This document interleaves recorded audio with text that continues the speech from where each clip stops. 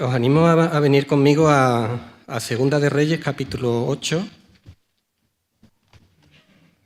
que es el texto sobre el que vamos a estar meditando ahora por la mañana. Segunda de Reyes, capítulo 4, Segunda de Reyes, capítulo 4, versículo 1 al 7.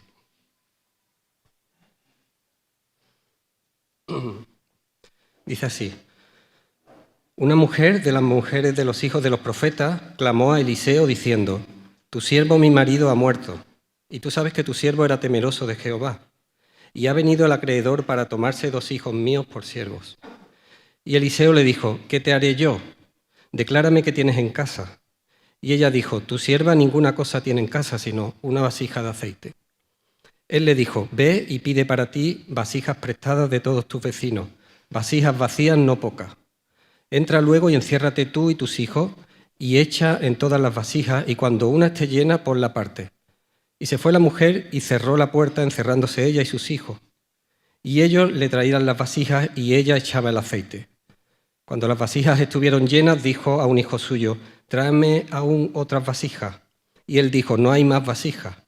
Entonces cesó el aceite. Vino ella luego y lo tomó al varón de Dios, lo contó al varón de Dios, el cual le dijo: Ve y vende el aceite y paga a tus acreedores, y tú y tus hijos vivid de lo que quede. Os voy a enseñar una piedra, que es una piedra bonita, pero tampoco es una piedra para poner en medio de la mesa, ¿no? Es un poco, bueno, tiene su valor, pero no llama la atención, ¿no? Sin embargo, si la cortamos por la mitad, ya toma otra dimensión. La belleza estaba escondida dentro, a primera vista no se ve, ¿no? Os quiero traer este símil porque para mí este texto ha sido como una de esas piedras. En la Escritura muchas veces encontramos textos, nos resultan llamativos, históricos, los vemos y pasamos por delante, no nos llaman la atención. Pero hay momentos donde el Señor, por medio de su Espíritu Santo, corta y nos abre lo que hay ahí escondido, ¿no? Es una experiencia que todos tenemos en la Escritura. Y este es uno de esos textos, por eso os quería traer y compartir con vosotros, donde el Señor tocó de una manera especial mi corazón, viendo lo que había aquí dentro, ¿no? Por eso vamos a ir estudiándolo. Vamos a ir al primer versículo. Dice: Una mujer de las mujeres de los hijos de los profetas clamó a Eliseo diciendo: Tu siervo mi marido ha muerto, y tú sabes que tu siervo era temeroso de Jehová, y ha venido el acreedor para tomarse 2 hijos míos por siervos. Este hombre, la tradición judía lo identifica con Abdías, que era el mayordomo del rey Acab, que fue el que escondió a los profetas de Jehová, hasta 100 profetas de Jehová, en un tiempo donde Acab y Jezabel le estaban haciendo una matanza de profetas, ¿no? No sabemos si era o no este hombre, pero lo que sí sabemos es que era un hombre de Dios. El mismo texto lo dice y la mujer se lo recuerda a Eliseo. Sin embargo, aunque era un hombre de Dios, había sido imprudente. Había endeudado su casa y había puesto a su familia en peligro. De tal manera que cuando él falleció, porque nadie sabemos cuándo tenemos que ir a la presencia del Señor, su casa estaba desamparada y sus hijos en riesgo de ser vendidos como esclavos. Quiero hacer una notita aquí, aunque no es el tema, pero quiero hacer una notita aquí, una notita práctica. La Biblia, hasta donde yo sé, no prohíbe los préstamos. De hecho, se regulan los préstamos. Pero lo que no hace es aconsejar los préstamos. Los desaconseja. Dice en Proverbios 22:7, el rico domina a los pobres y el deudor es esclavo del acreedor. Cuando contraemos un préstamo, adquirimos una deuda con alguien que debemos de cumplir durante un tiempo cuando ni siquiera sabemos cuándo iremos a la presencia del Señor, que es lo que le pasó a este hombre, ¿no? Así que, bueno, solo quería dejar esa nota ahí de que en la medida de lo posible seamos prudentes, intentemos no utilizar los préstamos. Desde luego, no lo utilicemos como el mundo lo utiliza, que pide préstamos para cualquier cosa con tal de tenerla antes. Seamos prudentes y si tenemos préstamos, nuestra prioridad, como dice el versículo 7, Eliseo lo primero que le dijo es: ve, vende el aceite y paga a tus acreedores. Si tenemos préstamos adquiridos, nuestra prioridad tiene que ser liquidarlos. Al margen de esta notita, ¿vale? Es el momento, en el versículo que estamos leyendo, es el momento donde llega el acreedor. Y el acreedor venía a llevarse a 2 de sus hijos. Eso lo permitía la ley. La ley de Moisés permitía que si alguien no pagaba su deuda, pues él o su familia pudieran ser siervos de aquel a quien le debían la deuda durante los años, hasta un máximo de 7, durante los años que tuvieran que trabajar para poder pagar esa deuda. No es el concepto de esclavo que estamos acostumbrados a ver en las películas. La esclavitud o servidumbre en el Antiguo Testamento estaba regulada, pero en cualquier caso, esta mujer no podía pagar y según la ley, ella tenía que proporcionar a sus hijos para que esos hijos estuvieran trabajando para los acreedores y fuesen siervos o esclavos de ellos, dependiendo de cómo fuese ese hombre, ¿no? Y hermanos, quiero traer ese pensamiento. A menudo nos toca pagar las consecuencias de las malas decisiones que hemos tomado en el pasado. A menudo llegan las consecuencias, llega el acreedor. Quizás en tu vida tienes ahora mismo una necesidad que te supera, algo que está por encima de tus posibilidades. Y es posible que eso que te supera sea culpa tuya, sean consecuencias de algo que has hecho mal en el pasado. O es posible que no. Pero en cualquiera de los casos, ¿a quién podemos acudir? ¿A quién iba a acudir esta mujer?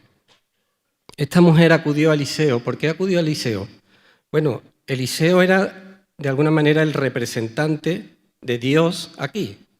No lo digo yo, la Escritura dice en 1 Samuel 9:9 que antiguamente en Israel cualquiera que iba a consultar a Dios decía así: venid y vamos al vidente o al profeta. Así que esta mujer fue a Eliseo buscando al Señor. Y os pregunto, ¿por qué no fue al rey? Porque en aquellos tiempos los reyes eran los que estaban puestos eran como el Tribunal Supremo. Tú tenías tus legisladores, deberían de ser los levitas los que juzgaban los casos, pero en última instancia quien podías apelar era el rey, era la autoridad máxima. Porque ella no fue al rey a exponerle su problema. Hermanos, porque la ley permitía que sus hijos fuesen hechos siervos. Los acreedores tenían la ley de su mano, tenían razón. Pero ella no estaba buscando justicia. La justicia decía que sus hijos debían ser vendidos como esclavos. Ella no buscaba justicia, ella buscaba misericordia. Por eso no acudió al rey, por eso acudió al profeta, por eso acudió al Señor, buscando misericordia. Me quiero dirigir aquí ahora a aquellos que todavía no han entendido o no han aceptado a Jesucristo como su Salvador. La Biblia dice muy clara, Jesús lo dijo y toda la Escritura lo dice, que tienes una deuda. Tienes una deuda impagable por causa de tu pecado.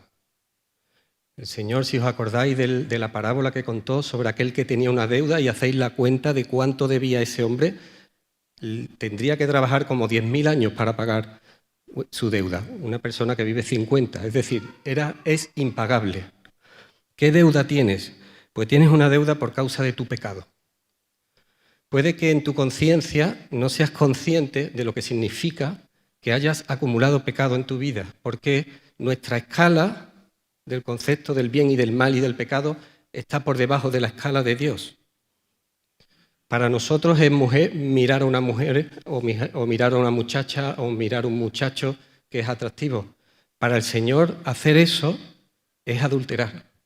Yo le llamo gracia de mirar a las mujeres, el Señor le llama adulterio. Para nosotros puede ser introducir el nombre de Dios en una expresión graciosa o en nuestro lenguaje coloquial. Para Dios eso es blasfemia, es deshonrar el nombre del Señor. Para mí puede que sea una pequeña mentirijilla piadosa, pero Dios odia la mentira. Para Él eso es ser un mentiroso. Y dice la Escritura que todos hemos pecado y que la paga del pecado es muerte. cuando te presentes en el juicio, las cosas buenas que vayas a hacer no le van a contar al Señor. Es como si te llama el juez porque has cometido un asesinato y entonces tú le cuentas al juez que has hecho muchas cosas buenas. No es esa la cuestión. La cuestión no es si eres una buena o una mala persona. La cuestión es que tienes una deuda contraída y que el Dios justo, va a desatar sus juicios sobre ti. Y según la ley de Dios, estarás condenado al infierno. Esa es nuestra deuda. Y te quiero instar porque si esperas a encontrarte con el rey en el juicio, lo que encontrarás es un veredicto de culpable. Pero si acudes hoy al Señor, encontrarás misericordia, como esta mujer. No quiso ir al rey, quiso ir al Señor a buscar misericordia. Y hoy es día de gracia y hoy es día de misericordia. Si acudes al Señor en tu pecado, en tu necesidad, en tu deuda, Él cubrirá tu pecado con la sangre de Cristo y cancelará esa deuda. Y ahora me dirijo en general. Esta mujer acudió a Eliseo en una situación, ya digo, como de la que era culpable y en la que no tenía medios, de la que no tenía medios para salir.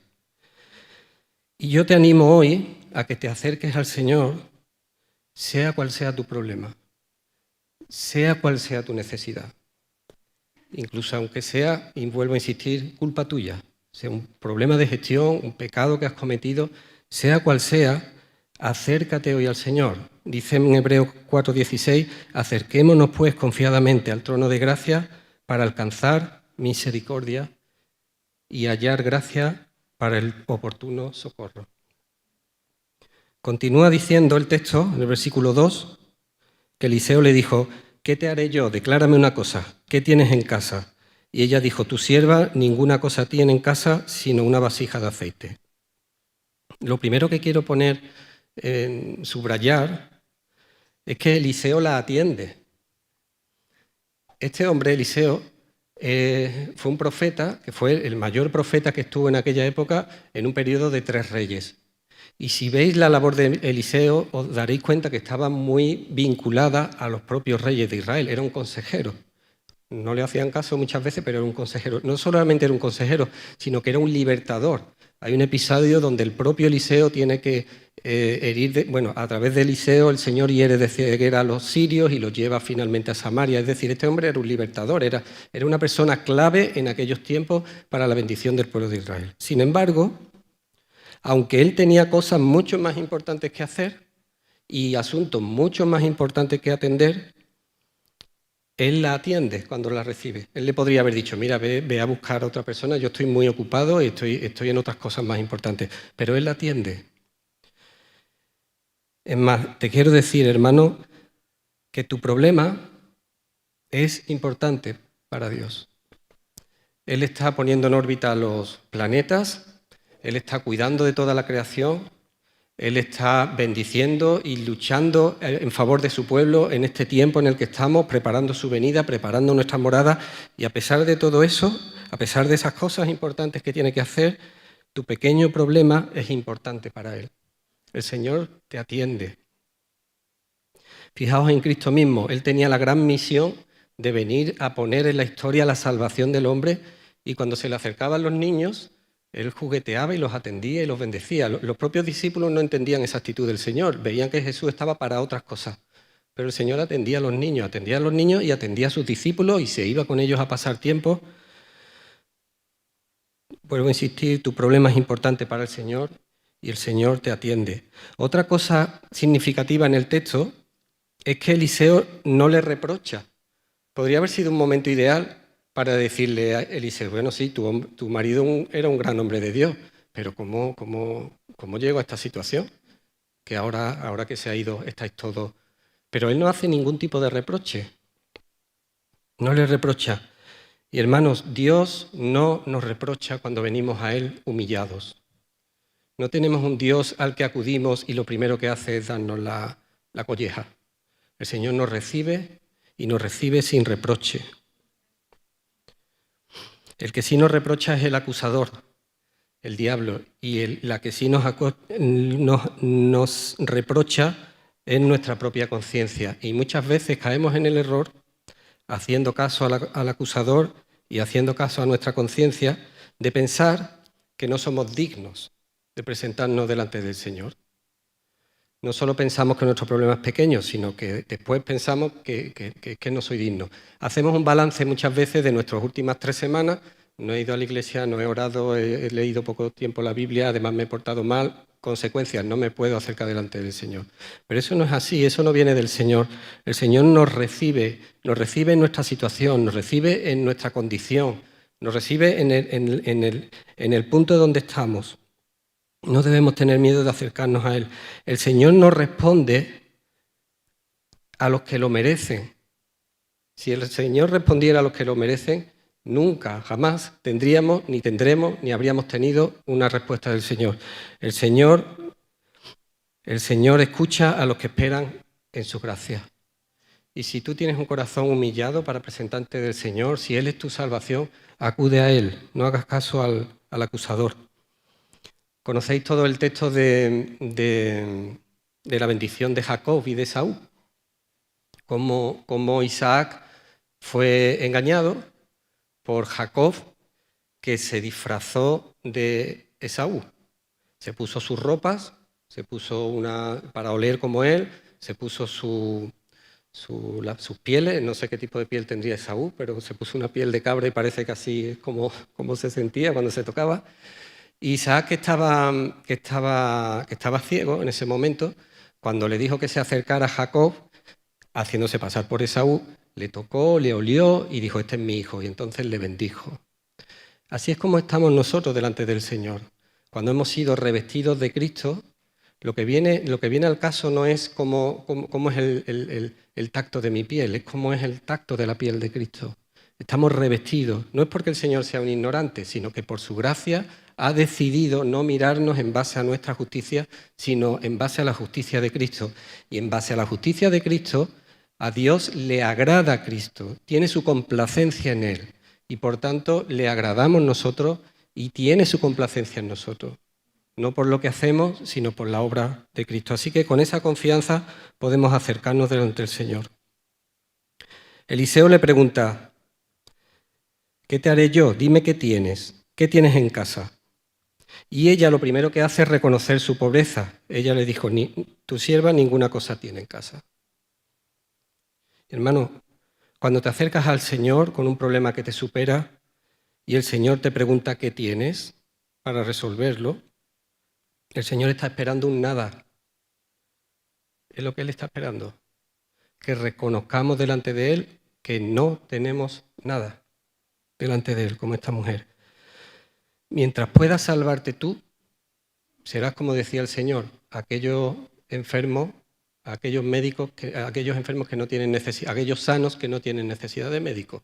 Mientras te consideres sano, mientras te consideres solvente, mientras no te des cuenta de que no tienes nada, serás como esos sanos falsos. Ahora, si tu mayor esperanza está en el Señor, entonces el Señor te recibe, te escucha y te provee. Os quiero poner un ejemplo histórico en la historia de Israel, que es el rey Asa. El rey Asa pronunció una de las oraciones que para mí son más espléndidas, una de las oraciones más preciosas que yo encuentro en el Antiguo Testamento. Él, al poco tiempo de tomar el reino de Israel, con un ejército que podría tener, no sé si 200 o 300.000 hombres, muy debilitados, vino el reino de Etiopía con 1 millón de hombres para atacarle. Este rey se dio cuenta de que no tenía medios, no tenía capacidad, y pronunció esta oración que está en 2 de Crónicas 14:11. Él dijo, clamó Asa a Jehová, su Dios, y dijo, oh Jehová, para ti no hay diferencia alguna en dar ayuda al poderoso o al que no tiene fuerzas. Ayúdanos, oh Jehová, nuestro, porque en ti nos apoyamos.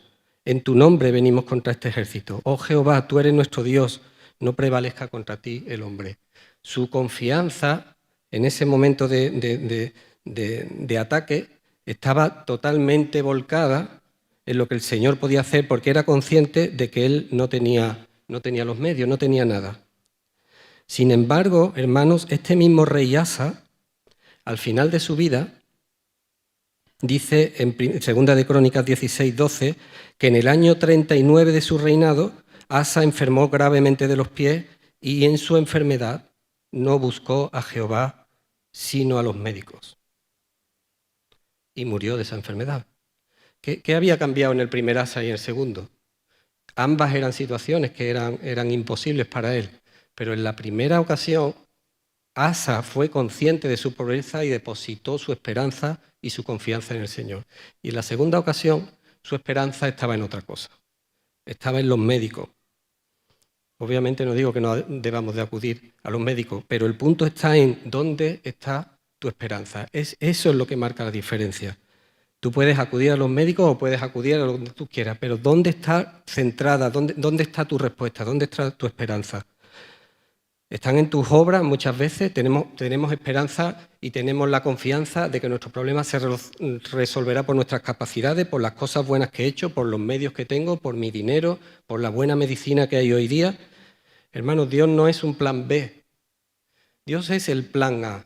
Y si vas a acudir a Él en tu necesidad, sabiendo que Él es el plan A, luego el Señor te guiará por un proceso o por otro, pero Él es el plan A. Bienaventurados los pobres en espíritu, los que se saben pobres, los que saben que no tienen nada, porque de ellos es el reino de los cielos. Así que, hermanos, si te sabes pobre, vuelvo a insistir, acude a Él en tu necesidad. Dice el versículo 2, al final, tu sierva ninguna cosa tiene en casa sino una vasija de aceite. Esta frase me recuerda a la multiplicación de los panes y los peces, porque cuando el Señor dice, dadle vosotros de comer, no tenían para darles de comer. Y de repente hay un comentario tímido que vino de un niño, o una propuesta que vino de un niño. Bueno, tengo 5 panes y 2 peces. Claro, eso es ridículo. Eso es ridículo. ¿Por qué lo ofreció entonces este niño? ¿Por qué lo mencionan si es una ridiculez con respecto a esa necesidad? Quizás ellos estaban entendiendo que Dios obra a través de la multiplicación. Esta mujer sabía que no tenía nada, que lo que tenía era una ridiculez, pero lo poco que tenía, aunque fuera insuficiente, aunque fuese ridículo, ella estaba dispuesta a entregarlo delante del Señor. Y hermanos, si Dios te pide algo, si Dios te pide que le des lo que tengas, por ridículo que te parezca, entrégaselo. Al Señor le gusta hacer esas cosas. Al Señor le gusta coger 5 panes y 2 peces y multiplicar. Le gusta coger unas pocas especies y multiplicar y llenar la tierra. El Señor obra por multiplicación. Nuestra salvación es la historia de una semilla que cayó en tierra y se hizo, y de ahí salió el reino de Dios, la semilla de Cristo. Dios usa nuestra pobreza y nuestra debilidad, la utiliza para transformarla en riqueza. Fijaos Moisés, que tenía una vara de un árbol en la mano, pues esa vara, que era inútil, fue la que el Señor utilizó para convertir el Nilo en sangre o para abrir el mar. ¿Qué tenía Sansón? Una quijada de asno por ahí muerto, pues esa es la que el Señor utilizó para matar a aquellos 1000 filisteos. ¿Qué tienes tú, hermano? ¿Qué tienes tú que le puedas entregar al Señor? ¿Tienes 1 hora al día? ¿Te puede parecer eso poco? ¿15, 20 minutos? ¿Tienes ese pequeño tiempo solamente para entregar al Señor y el Señor te lo demanda? Entrégaselo. ¿Tienes una relación distante con tus hijos pero que no conocen al Señor, pero tienes la oportunidad de hablar con ellos en ciertos momentos? Entrégaselo al Señor. Tienes poca ofrenda, tienes poco dinero, pero necesitas que el Señor te abastezca, entrégaselo al Señor, como la viuda pobre, porque el Señor en medio de esa pobreza es donde Él se va a glorificar, dándonos la riqueza que proviene de Él. Eso sí, sé honesto, no como Ananías y Zafira, que intentaban engañar no sé a quién, diciendo que entregaban cuando realmente no. No nos hagamos, como dicen, trampas al solitario. O sea, no nos engañemos a nosotros mismos. Lo que el Señor nos demande, entreguémoselo, pero entreguémoselo todos, por completo. Muchas veces, hermanos, nos aferramos tanto a nuestras miserias, a las pequeñas cosas que que no queremos soltar y que el Señor nos demanda que soltemos y no queremos, como si eso fuese un gran tesoro, que por causa de esa retención, de no dar al Señor lo que pide, nos quedamos en la pobreza. Una vez escuché que hay un tipo de mono en África que los lugareños los cazan, son muy escurridizos, y para cazarlos lo que hacen es que ponen un saco de grano colgado en un árbol y le hacen un pequeño agujerito. No sé si habéis escuchado esa historia. Entonces el mono puede meter la mano para agarrar el grano, pero cuando tiene la mano llena ya no la puede soltar. Y de esa manera es como la caza, ¿no? Muchas veces somos así, agarramos un pedazo de la bendición del Señor, pero luego no la queremos soltar para que Él nos dé bendiciones mayores. Hay una de las dificultades que muchas veces se argumenta, incluso desde el punto de vista teológico, que tiene que ver sobre las ofrendas o sobre el diezmo. ¿Cuánto se discute de eso, verdad, hermano? ¿Cuánto se discute? Por la dificultad que tenemos para entregarle y devolverle al Señor lo que Él nos ha dado para soltar esa mano, ¿no? Sin embargo, me llama la atención que cuando estemos delante del Señor, lo más precioso que vamos a tener y lo más valioso posiblemente van a ser las coronas que el Señor nos va a dar. Y dice la Escritura que cogeremos las coronas y ¿qué haremos con ellas? La tiraremos a sus pies. ¿Qué cambia en ese escenario en este? Bueno, porque sencillamente en aquel momento tendremos conciencia plena de cuál es la dimensión del Dios que tenemos, cuál es su magnitud, cuáles son las riquezas que hay en Él. Y cualquier otra cosa que no sea Él nos parecerá de tan poco valor que estaremos dispuestos a usarlo. El único interés que tendremos será usarlo como parte de nuestra adoración. Pues, hermano, que el Señor nos haga tomar conciencia de quién es Él para que tengamos nuestras manos abiertas para entregar cualquier cosa que Él nos pida. Dice el versículo 3, y Él le dijo, ve y pide para ti vasijas prestadas de todos tus vecinos, vasijas vacías, no pocas. ¿Por qué no le dio directamente el dinero? O por medio de su influencia hizo que el rey cambiara el parecer de estos acreedores. ¿Por qué no hizo? No, él lo que le dijo a Eliseo es que se pusiera a trabajar. Tenía una labor que hacer. Sí, ahora el Señor te va a proveer, pero primero ve a buscar las vasijas, ve a tus vecinos, a todo el transporte, tráelos a tu casa. Hermano, si estás esperando del Señor que Él te provea en tu necesidad, cíñete, porque el Señor te va a pedir algo, por pequeño que sea. Dios obra en medio de la obediencia.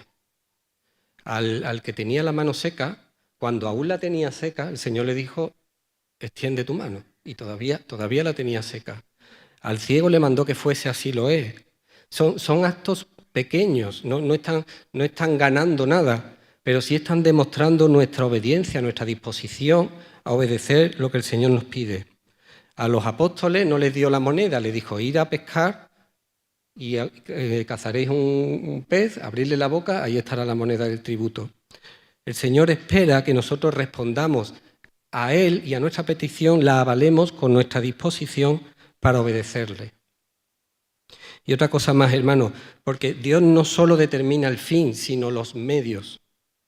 Y Él ha establecido que Él obra a través de la palabra, a través de la oración, a través de la unidad de los santos. Él ha establecido medios que son medios entre los cuales el Señor se glorifica y hace descender su poder y nos ministra y nos sana.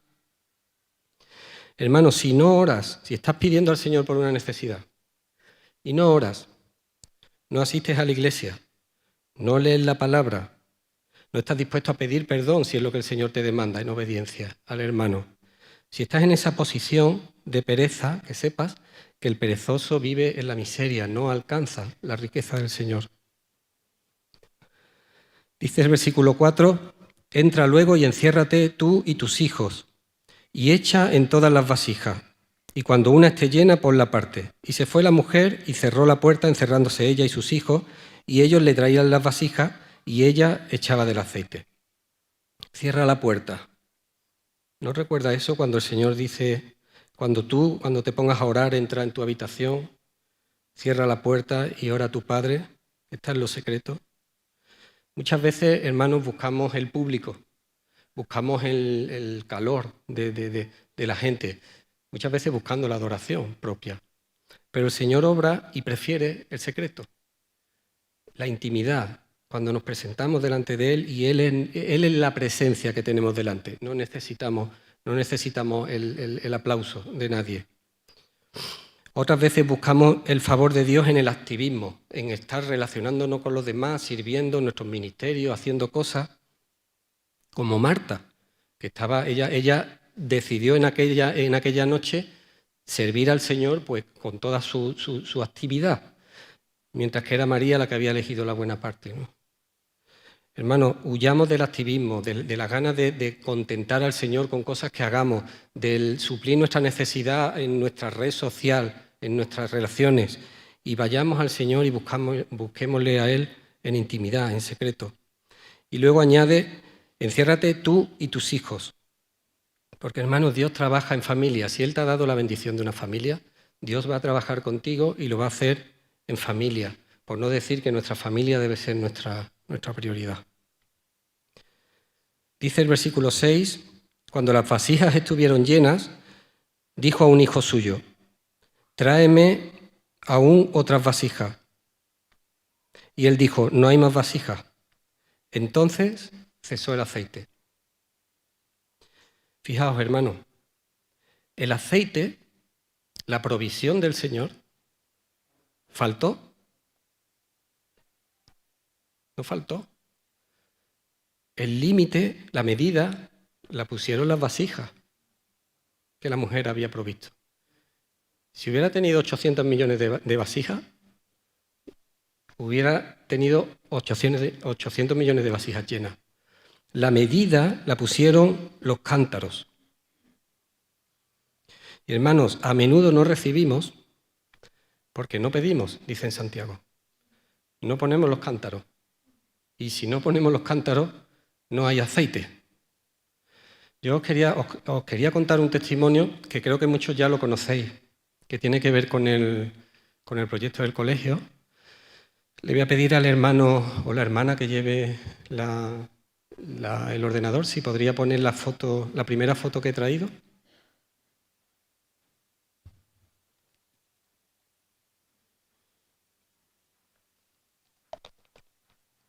Os sonarán algunas caras de ahí, ¿no?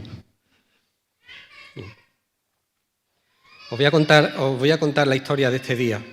Este fue el día en el que, en el año 2007 creo que fue, 2008, no, falso, 2010 o 2009, no sé, no me acuerdo de la fecha.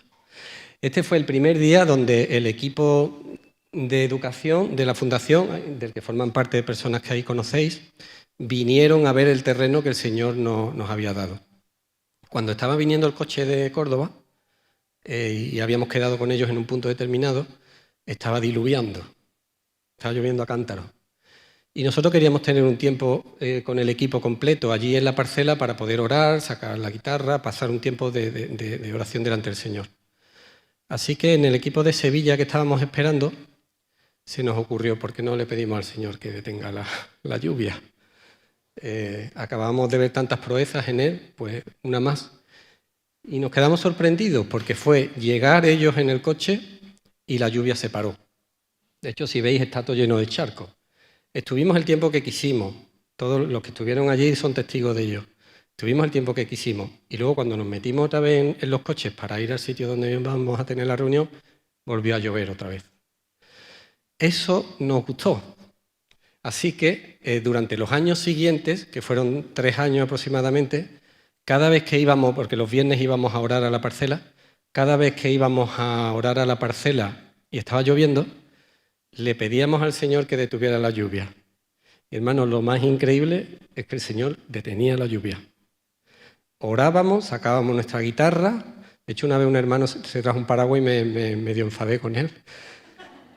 Sacábamos la guitarra, teníamos el tiempo que quisiéramos, nos montábamos en el coche, a veces seguía lloviendo casi inmediatamente, otras veces se quedaba un tiempo sin llover. Pero el caso es que cada vez que fuimos durante esos 3 años, y yo conté más de 20 ocasiones en las que el Señor hizo eso, el Señor detuvo la lluvia. A veces la detuvo y iba yo solo a orar. Me dirigía hacia el sitio, no iba a venir nadie ese día, pero yo oraba y el Señor detenía la lluvia. Si pasa a la siguiente fotografía,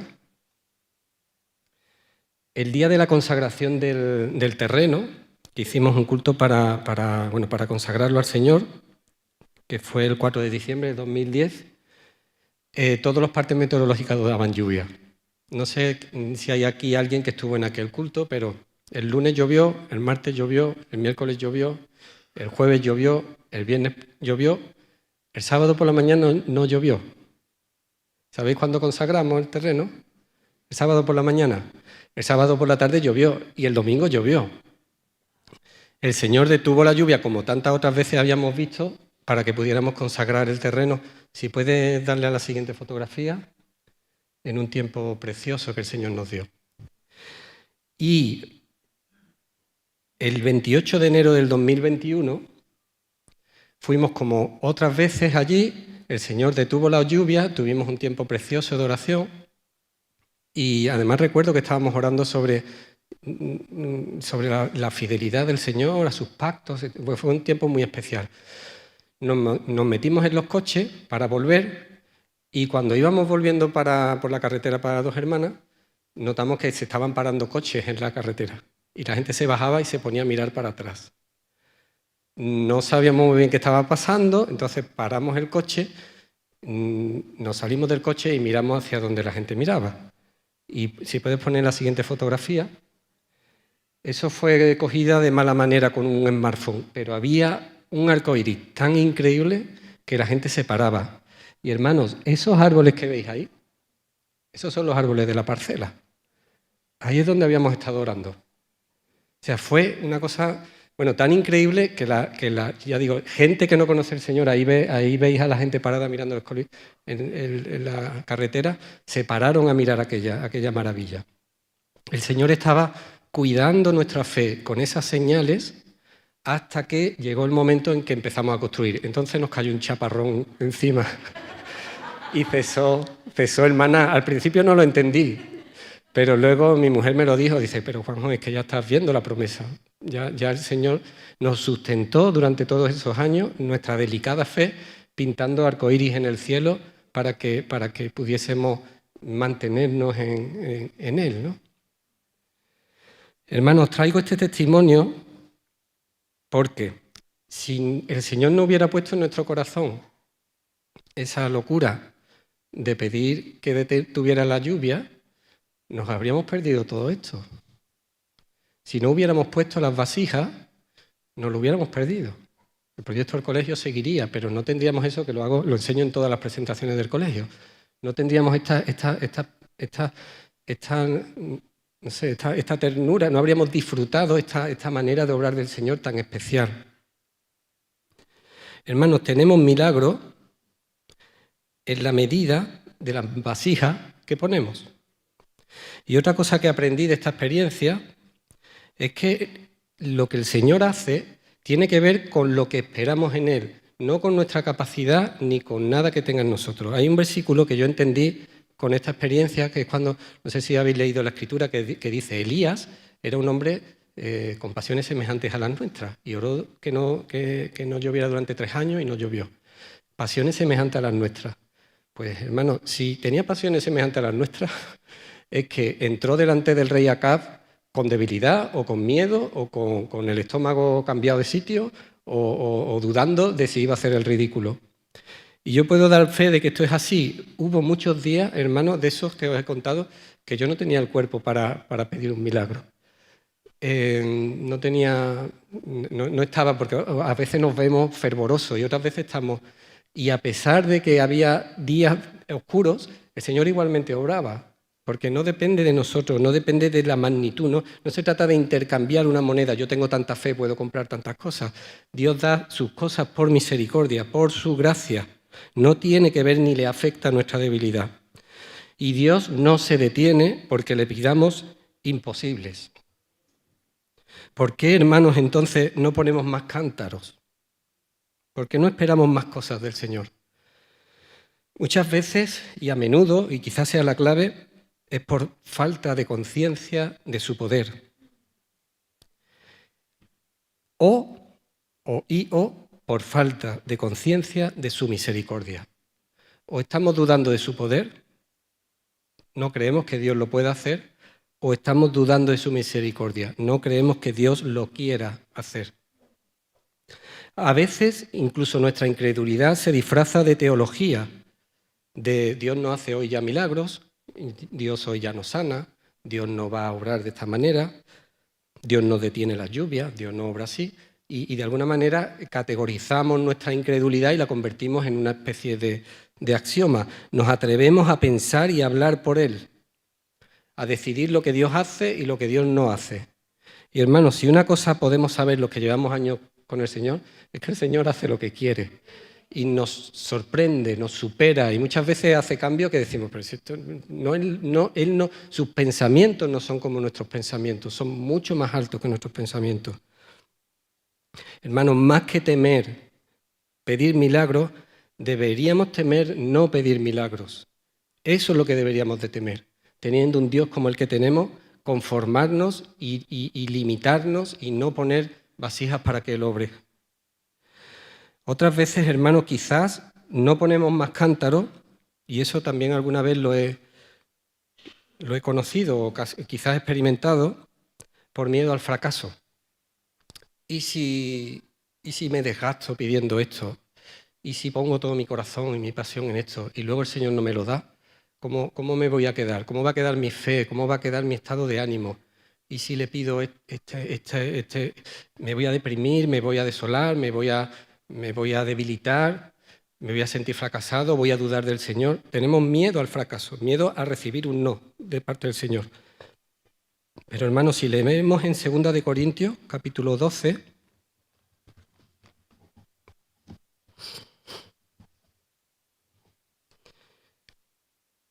Segunda de Corintios capítulo 12, versículo 7, todos conocéis este episodio de la vida de Pablo.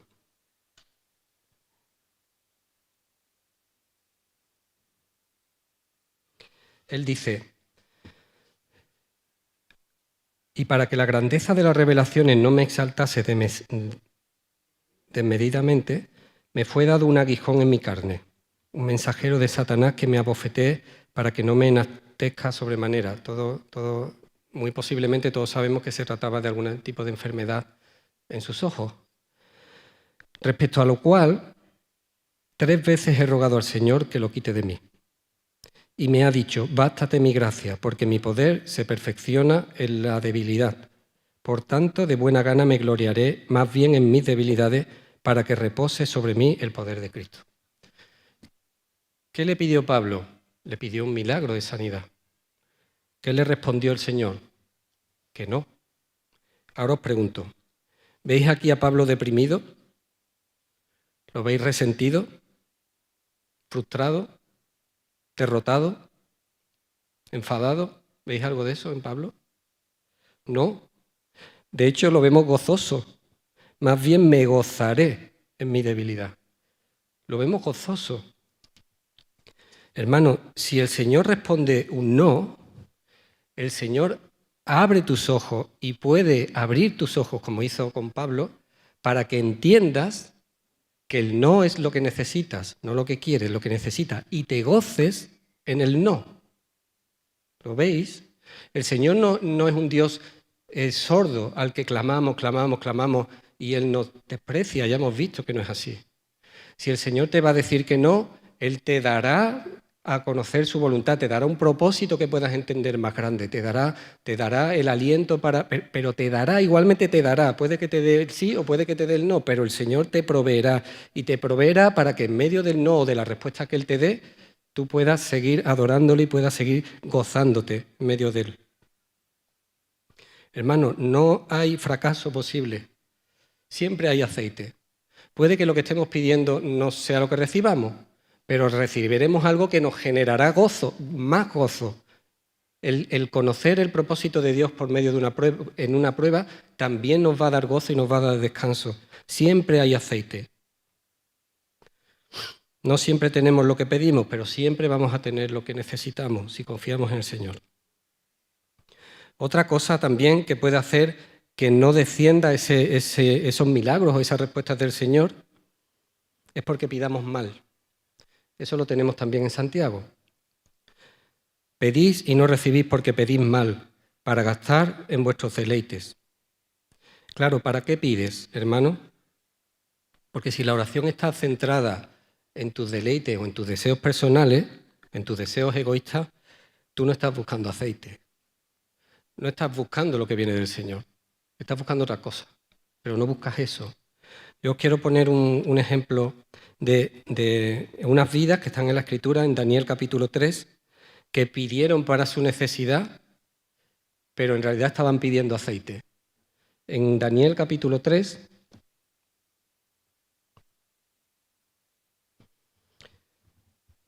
versículo 4, dice que habló Nabucodonosor y les dijo a los 3 amigos de Daniel: ¿es verdad, Sadrac, Mesac y Abednego, que vosotros no honráis a mi Dios, ni adoráis la estatua de oro que he levantado? Porque ellos se negaron a postrarse delante de la estatua de oro que Nabucodonosor había levantado.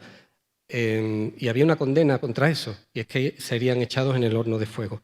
Entonces ellos se presentan delante de Nabucodonosor, los llama a los 3, los presenta delante y dice: ¿es verdad que no adoráis a la estatua? Ahora pues, ¿estáis dispuestos para que al oír el son de la bocina, de la flauta, del tamboril, el arpa, el salterio, la zampoña y todo instrumento de música, os postréis y adoréis la estatua que he hecho? Porque si no la adoráis, en la misma hora seréis echados en medio de un horno de fuego ardiendo. Hasta ahí. Y ahora fijaos en esta frase que dice Nabucodonosor: ¿y qué Dios será aquel que os libre de mis manos? ¿Veis el desafío de Nabucodonosor? ¿Qué Dios va a ser el que os libre de mis manos? Y ahora fijaos en la respuesta de ellos. Sadrac, Mesac y Abednego respondieron al rey Nabucodonosor diciendo: no es necesario que te respondamos sobre este asunto. Y ellos no están respondiendo a la primera frase de Nabucodonosor cuando les amenaza. Ellos están respondiendo a lo segundo: he aquí, nuestro Dios a quien servimos puede librarnos del horno de fuego. Tú has hecho una pregunta, nosotros te vamos a responder. Y de tu mano, oh rey, nos librará. Estos hombres no tenían miedo por sus vidas. Estos hombres tenían celo por el nombre del Señor. Y pedían ser salvados para que la boca de Nabucodonosor se callara de esa blasfemia y pudiera ver él y todo su pueblo que el Dios de ellos sí podía librar del fuego. Esa era la petición de ellos. ¿Y cómo lo sé? Porque dice: y si no me libra, si no nos libra, sepas, oh rey, que igualmente nos serviremos a tus dioses. No estaban enfocados en su propia necesidad, estaban enfocados en el celo y el nombre del Señor. Y hermanos, si tienes una petición al Señor, una petición imposible, que está movida y motivada por un celo, por la gloria de Dios, hermanos, no te retengas. Pónselo al Señor. Si tú tienes un deseo de que tus hijos adoren y conozcan al Señor, que aún no le conozcan, si tienes un deseo movido por la gloria del Señor, pónselo al Señor delante. Si tienes un deseo de ver a tu barrio convertido, o tus compañeros de trabajo convertidos, esta iglesia llena, cosas que el Señor ha puesto en tu corazón por celo de su nombre, un colegio evangélico, hermano, pónselo delante de Él. No importa la dificultad. Hermano, y si no tienes eso, si tu situación ahora mismo de necesidad dice: mira, yo no sé si es celo el Señor, yo solo sé que estoy en esta situación y no, acude al Señor también. Porque Dios, aunque no sepas ni lo que quieres, si tienes un clamor desesperado delante del Señor, un clamor que reconoce que no puedes y estás poniendo tu esperanza en Él, Dios es un Dios de misericordia que responde. A todos los sedientos, venid a las aguas; a los que no tienen dinero, venid, comprad y comed; venid, comprad sin dinero y sin precio, vino y leche. Ese es nuestro Señor, dispuesto a dar para lo que necesitemos. Dice el versículo 7, vino ella luego y lo contó al varón de Dios, el cual dijo: ve y vende el aceite y paga a tus acreedores, y tú y tus hijos vivid de lo que quede. Vivid de lo que quede. Hermanos, nosotros todo lo que vivimos lo vivimos por la bondad y la misericordia de Dios. Nadie puede levantar aquí su mano y decir: yo estoy respirando ahora porque Todo, nuestra propia respiración, nuestra vida, todo lo que poseemos, todo viene de la misericordia de Dios y de la bondad de Dios. Y no os lo perdáis, el Señor quiere darnos aún más, quiere bendecirnos aún más. La pregunta es, ¿con qué Dios te vas a conformar para vivir? ¿Cuántas cántaras vas a poner en tu habitación? ¿Qué vas a pedirle al Señor? ¿Qué vas a demandar de Él? ¿Qué vas a rogarle? ¿Qué Dios? Porque con ese Dios, con esa dimensión de Dios que tú limitas, porque lo limitamos nosotros, no es, vas a ser con el que vas a tener que vivir el resto de tu vida hasta que Él venga. Esa es la dimensión. Si te conformas con un Dios que no hace milagros, eso es lo que tendrás hasta que el Señor venga. Eso es lo que te acompañará. Ahora, si expandes tu mente, expandes tu corazón y vives en la presencia de Dios y clamas delante de Él para pedir lo que necesitas, Dios, que tiene una riqueza inagotable y una bondad insondable, te proveerá. No sé si te dará los síes o los noes, pero Él te proveerá y podrás disfrutar ya, no cuando llegue el momento de verle de cara a cara, empezar a disfrutar de cuáles son las riquezas que hay en su gloria. Quiero concluir ya, primero, nuevamente para los que aún no han entregado su vida al Señor. Recordaros, hoy es día de misericordia. Todos nos vamos a presentar delante del juicio y delante del juez justo. Pero los que hemos confiado en la obra del Señor Jesucristo, vamos a ir a ese juicio y la deuda que tenemos ya habrá sido pagada.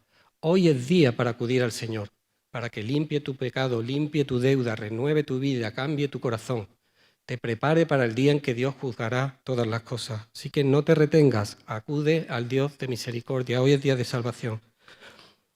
Y en general, hermano, a todos, en tu necesidad, en tu condición, en la situación en la que estés, culpable o no, en la situación que estés, puedes acercarte hoy al Señor. Dios te escucha y Dios provee sin reproches, provee sin condiciones, provee sin límites. Hermanos, lo que tengas, dáselo, no se lo niegues, aunque sea poco, porque el Señor obra en medio de la obediencia. Pero pide con fe, hermano, prepara las vasijas. No hay peticiones grandes, solo hay oraciones pequeñas. Y aquel que es poderoso para hacer todas las cosas mucho más abundantemente de lo que pedimos o entendemos, según el poder que actúa en nosotros, a Él sea la gloria en la Iglesia, en Cristo Jesús, por todas las edades, por los siglos.